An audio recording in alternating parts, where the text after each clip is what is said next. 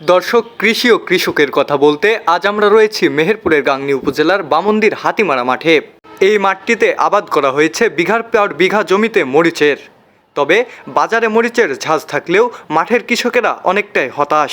প্রকৃতির বিরূপ আচরণের কারণে কাঙ্ক্ষিত ফল আসেনি মরিচের গাছে। বেশি লাভের আশায় কৃষকেরা মরিচ খেতে বাড়তি যত্ন করলেও এখনও আগাম ফল আসেনি মরিচে।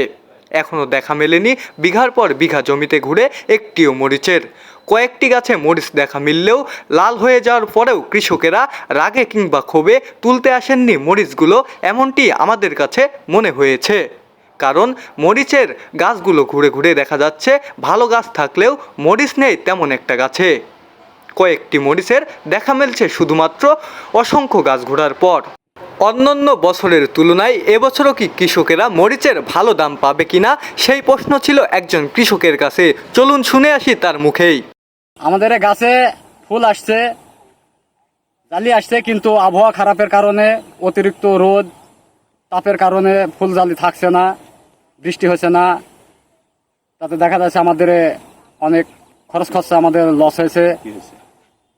এখন মরিচের বাজার দর কেমন? এবং মরিচের বাজার দর 400 টাকা 300 টাকা এ দরে বিক্রি হয়েছে, কিন্তু আমাদের মরিচ ধরছে না বলে অতিরিক্ত দাম। এই মরিচটা ধরা পাতলে পারে দামটা কিছুটা স্বাভাবিক আসতে পারে, কিন্তু আমাদের এ পরিমাণ দেখেন কি অবস্থা, কিন্তু আমাদের গাছে মরিচ নাই। কি মনে হচ্ছে এবার কি মরিচে কাঙ্ক্ষিত লাভ কৃষক করতে পারবে? মনে হয় পারবে না, যেহেতু আবহাওয়া খারাপ, বৃষ্টি নাই, রোদের তাপ বেশি, এ কারণে হয়েছে ফুল ঝরে যাচ্ছে, জালি দাঁড়াইছে না। তাতে আমাদের খরচ খরচা, এত পরিমাণ খরচ করেও আমাদের লাভ হয়েছে না। শতভাগ চেষ্টার পরেও মরিচের কাঙ্ক্ষিত দাম না পাওয়ায় আশা ছাড়ছেন অনেক কৃষকই। তবে কি হয় না হয় দেখতে আমাদের অপেক্ষা করতে হবে শেষ পর্যন্ত। দর্শক, কৃষি ও কৃষকের কথা শুনতে আমাদের সঙ্গেই থাকুন।